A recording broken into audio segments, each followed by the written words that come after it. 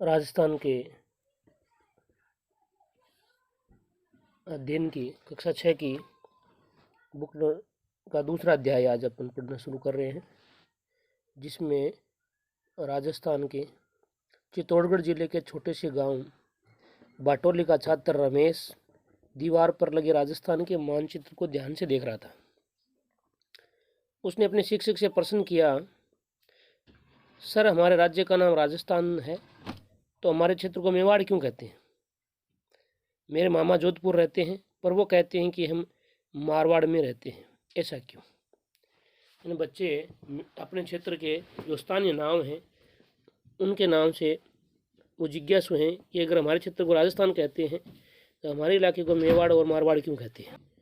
शिक्षक ने कहा, रमेश, ये मेवाड़ मारवाड़ हमारे क्षेत्र के प्राचीन नाम हैं।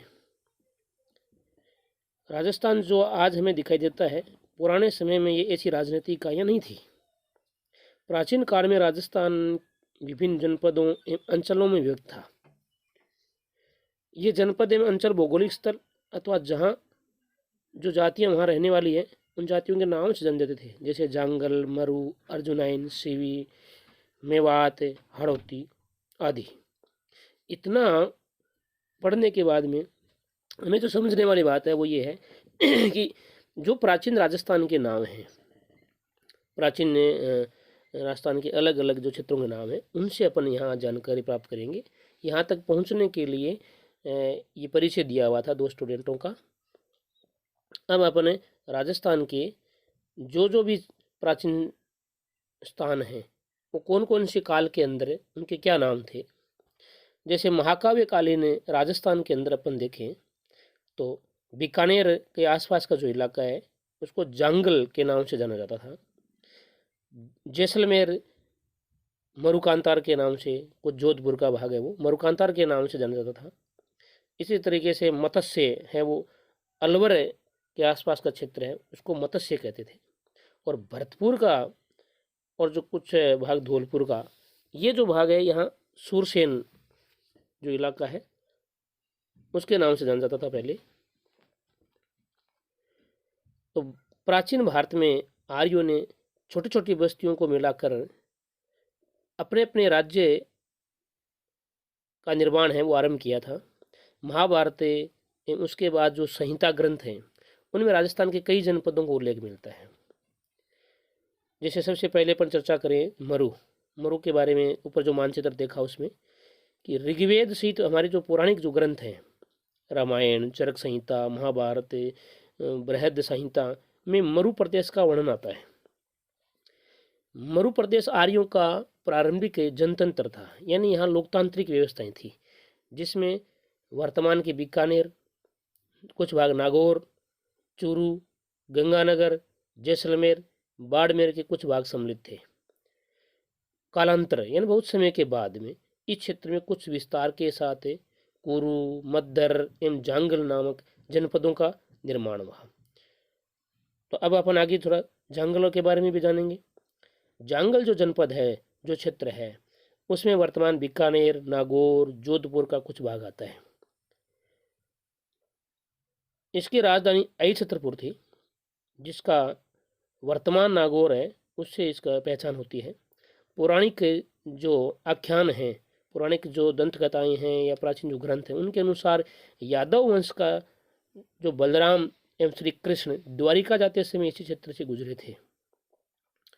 आजकल जो राजस्थान की जो आरपीसी में जो एग्ज़ाम वगैरह में आते हैं उनमें ये आता है, ये मरु है, जांगल है, मत्स्य, ये कहाँ कहाँ है, ये कौन कौन से इलाका है जो प्राचीन काल में इस नाम से जाना जाता था। तो विशेष तौर से ये जानकारी है वो हमारे लिए महत्वपूर्ण है। मत्स्य, इस जो जनपद है इसका उल्लेख ऋग्वेद में मिलता है। महाभारत के समय में भी मत्स्य जनपद है, उसकी राजधानी विराटनगर थी, जिसको बेराट भी कहते हैं, और यहाँ प्राचीन सभ्यता भी अस्तित्व में रही है। ये जनपद अलवर और जयपुर के मध्य स्थित है। अलवर से जयपुर अगर हम सड़क मार्ग से आते हैं तो बीच में विराटनगर कस्बा आता है। इस स्थान का वर्णन चीनी यात्री युआनचांग ने भी किया था। ये मौर्यकालीन राजस्थान के समय में थे। मौर्य काल या मौर्य काल के बाद के अंदर ये योधेय, अर्जुनायन, मालव, शिवी, इस तरह के जो जनपद हैं उनका भी वर्णन मिलता है। तो मौर्योत्तरकालीन जो राजस्थान है इसके बारे में भी अपन चर्चा करेंगे। तो सूरसेन नाम आता है इनमें। तो राजस्थान के भरतपुर, धौलपुर, करौली के अधिकतर भाग है उसको प्राचीन समय में सूरसेन नाम के नाम से जाना जाता था। इस जनपद की राजधानी है मथुरा थी। 34 शताब्दी ईस्वी पूर्व है, यानी ईसा मसीह के जन्म से 4 शताब्दी पहले, यानी 400 वर्ष पहले के यूनानी जो लेखक हैं उन्होंने भी सिकंदर के समय में सूरसेन या सौरसेन का उल्लेख किया है। बयाना प्रशस्ति भरतपुर में है, उसमें भी सूरसेन नामक राजवंश का वर्णन मिलता है। सिकंदर के आक्रमण के पश्चात अपनी स्वतंत्रता को सुरक्षित रखने को उत्सुक जो पंजाब और टक की कुछ जातियां हैं वो राजस्थान में आकर के बस गई थी सिकंदर के आक्रमण के भय के कारण। इनमें अपने साहस और शौर्य के लिए प्रसिद्ध मालव, शिवी, अर्जुनायन आदि जातियां प्रमुख रूप से वहां से आकर यहाँ बसी थी। अब है शिवी आधुनिक उदयपुर है, उसके पूर्व में, पश्चिम में, उत्तर का जो इलाका है उसमें शिवी जाति के आधिपत्य रहा है, इसलिए यह शिवी जनपद के नाम से जाना जाता था। इसकी राजधानी माध्यमिका थी, जिसके अवशेष या अपन यूँ कहें कि उसके अगर वर्तमान में अगर पहचान करें तो चित्तौड़गढ़ के पास में नगरी नामक गांव है, वहाँ इसकी पहचान मिलती है। इस भूभाग को मेदपाट है, बाद में इसी को मेवाड़ है, इसी को प्रागवाट भी कहा जाता था। तो कुल मिलाकर के ये है कि जो उदयपुर संभाग है उसके अंदर उदयपुर के आसपास ये जो जनपद है वो अस्तित्व में रहा है। अर्जुनायन भरतपुर और अलवर जो क्षेत्र है उसमें अर्जुनायन ये अपनी विजयों के लिए प्रसिद्ध थे। अर्जुनायनों ने मालवों के साथ मिलकर के विदेशी जो भी आक्रांता क्षत्रप आए उन सबको पराजित किया था। तो ये याद रखना है कि अर्जुनायन है वो विशेष तौर से अलवर और भरतपुर के जो क्षेत्र है उसमें ये रहे हैं, इनका जनपद रहा है। मालवों की शक्ति का केंद्र जयपुर के निकट नगर था, नगर जो वर्तमान में टोंक जिले में स्थित है। कुछ समय बाद में ये अजमेर, टोंक और मेवाड़ तक भी फैले थे, इनका विस्तार हुआ था मालवों का। टोंक, प्रतापगढ़, झालावाड़ का क्षेत्र है वो मालव देश के अंतर्गत आता था। तो मालवों की जो दिग्विजय है उसका अभिलेख है यूप अभिलेख नांदसा जो भीलवाड़ा में है। ये भी प्रश्न बहुत बार एग्जामों में पूछा गया है कि भीलवाड़ा के अंदर जो नांदसा अभिलेख है वो किन के दिग्विजयों का वर्णन करता है, तो मालवों की। तो ये एक लाइन है वो बहुत इंपॉर्टेंट है कि मालवों के दिग्विजय का जो यूप अभिलेख है वो कहाँ है, तो नांदसा भीलवाड़ा में है। अगला है योधेय। योधेय ये राजस्थान की उत्तरी भाग है का जो इलाका है गंगानगर का, हनुमानगढ़ का। तो गंगानगर वहाँ ये विशेष तौर से व्यवस्थाएं है वो जनपद अस्तित्व में रहा है। तो राजस्थान के उत्तरी भाग का योधेय भी एक शक्तिशाली गणतंत्रीय कबीला था। इसमें भी लोकतांत्रिक व्यवस्थाएं थी। संभवतः योधेयों ने ही उत्तरी राजस्थान में जो कुषाण शक्ति थी उसको नष्ट किया था, यानी उत्तर से जो आक्रांता थे कुषाण वंश के उनका सामना इन्होंने किया था। गुप्त काल तक भी ये गणतंत्रीय व्यवस्थाएं अपने अपने क्षेत्रों में बनी रही थी। ऐसा प्रतीत होता है कि गुप्त सम्राटों ने इन्हें अर्ध आश्रित रूप में बनाए रखा था। गुप्त सम्राटों ने भी इनको आश्रित के रूप में बनाए रखा और ज़्यादा इनके इलाकों के अंदर कोई हस्तक्षेप नहीं किया। परंतु 5वीं सदी के बाद के जो उत्तर पश्चिम से जो हूण आक्रांता आए उन्होंने यहाँ के जो गणतंत्रीय व्यवस्थाएं थी उस व्यवस्था को ख़त्म कर दिया, समाप्त कर दिया उनके जनपदों को। बृहद संहिता नामक ग्रंथ में इनके पतन की चर्चा भी की गई है। इसके बाद ये जो जनपद हैं, इलाके हैं, ये अन्य नामों और सीमाओं को लेकर सामने आते हैं। फिर इनके जो व्यवस्थाएं थी वो समाप्त हो जाती हैं। तो यहाँ अलग अलग व्यवस्थाएं हैं वो अस्तित्व में आती हैं अलग अलग क्षेत्र के रूप में, जैसे मेवाड़ है, वागड़ है, मारवाड़, हाड़ौती, डुढाण, मेवात, ये बाद में आती हैं। तो पहले अपन को जो समझने वाली चीज़ें हैं वो ये हैं कि पहले के समय में मरु है, जो अपन ने पीछे जो भी अध्ययन किया है, जिनका भी जांगल है, मरुकांतार है, मत्स्य है, सूरसेन है, ये इतना थोड़ा अंतर करना है इसमें कि ये महाकाव्यकालीन राजस्थान के अंदर ये जनपद अस्तित्व में थे। तो थोड़ा सा महाकालीन मौर्योत्तर या मौर्योत्तर कालीन जो है उनका और इनका थोड़ा अंतर पता होना चाहिए कि पहले कौन सा है इनमें से जनपद और बाद में कौन सा जनपद है। तो ये महाकाव्यकालीन जो राजस्थान के अंदर जो जनपद हैं वो जांगल, मरुकांतार और मत्स्य, सूरसेन, ये विशेष तौर से आते हैं। इसके अलावा भी अपन योद्धेय, अर्जुनयन, मालव और सीवी के बारे में जो अध्ययन किया है वो मौर्योत्तरकालीन राजस्थान के जनपद हैं। अब सूरसेन, सीवी, अर्जुनयन, मालव, योद्धेय, इनका अध्ययन करने के बाद अपन आते हैं मेवाड़ पे। प्राचीन जो सीवी जनपद जो उदयपुर के आसपास था, उन्हीं को बाद में जाकर के मेवाड़ कहा गया। तो आधुनिक जो अगर समझे उदयपुर संभाग है, वहाँ ये बहुत प्राचीन समय से इस इलाके को मेवाड़ कहते हैं। मेवाड़ रियासत भी रही है। आधुनिक जो उदयपुर है, चित्तौड़गढ़ है, प्रतापगढ़ है, राजसमंद, भीलवाड़ा जिले हैं, वो मेवाड़ राज्य के क्षेत्र आते थे। इस क्षेत्र पर 7वीं शताब्दी से आधुनिक राजस्थान के निर्माण तक यहाँ गुहिल और सिसोदिया राजवंश है, उनका आधिपत्य रहा है। और एक प्रसिद्ध राजवंश कह सकते हैं अपन राजस्थान में। यानी इसके बगैर राजस्थान का, अगर इस राजवंश का अध्ययन नहीं करेंगे तो राजस्थान का पूरा इतिहास है वो अधूरा सा ही माना जाता है। नागदा, आहाड़, कल्याणपुर, चित्तौड़गढ़, कुंभलगढ़, चावंड, उदयपुर आदि समय समय पर इस रियासत की राजधानियाँ रही हैं। यहाँ की बोली है वो मेवाड़ी है। और यहाँ का जो सांस्कृतिक विरासत है वो राजस्थान के इतिहास में बहुत महत्वपूर्ण स्थान रखते हैं। यदि राजस्थान के एग्ज़ामों की तैयारी करने वाले बच्चों के लिए या जो अभ्यर्थी हैं उनके लिए ये महत्वपूर्ण है, मेवाड़ का अध्ययन जरूरी है उनके लिए। वागड़ है। राजस्थान में 2 क्षेत्र ऐसे हैं जिनको वागड़ के नाम से जाना जाता है और पहले के क्षेत्र में जाना जाता था। एक डूंगरपुर बांसवाड़ा के इलाका जो प्रसिद्ध है, और अगर अचानक कोई नाम रहे कि वागड़ तो डूंगरपुर बांसवाड़ा ही ध्यान में आता है।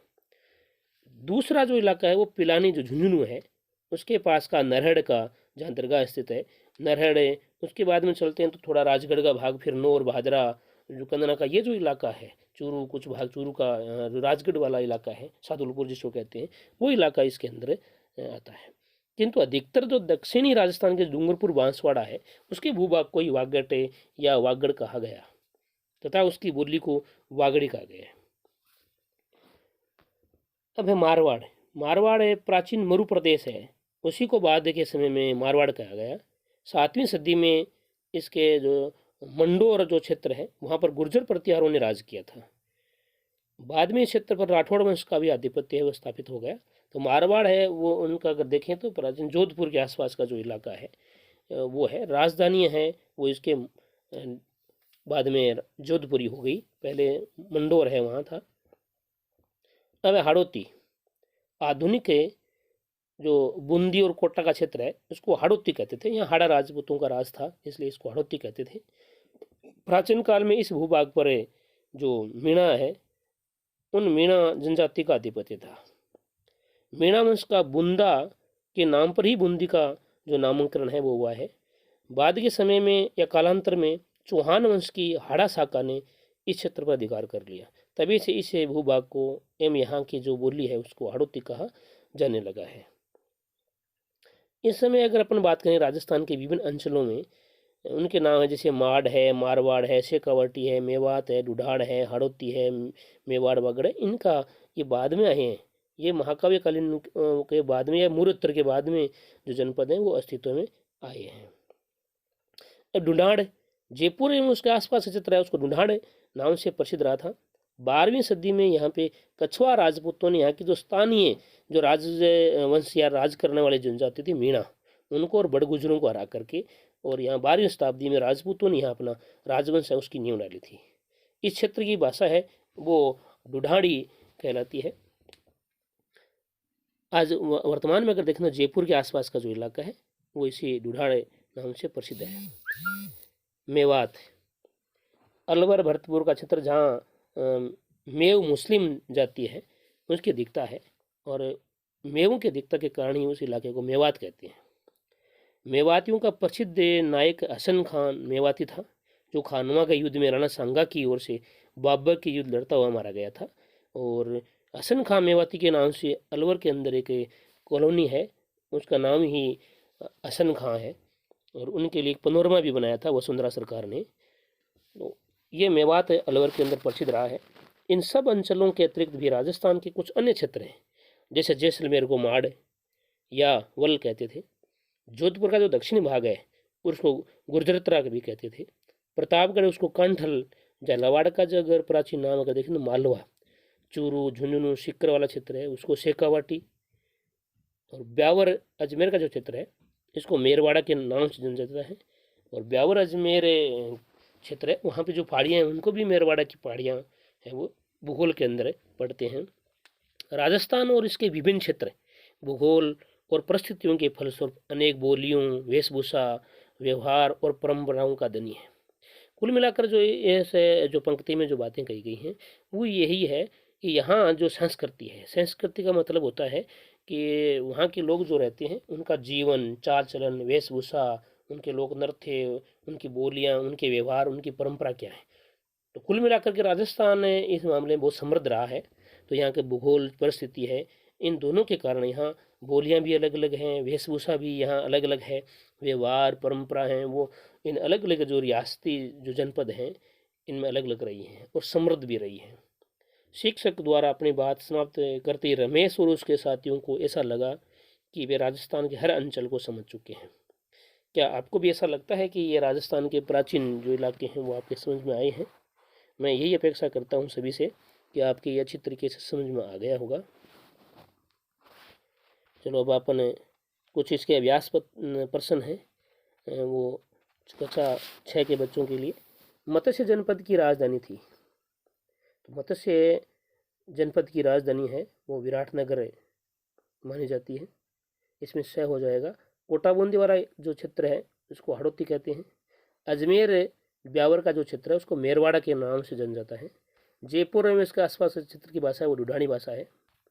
महाभारत कालीन इन दो जनपदों के नाम है।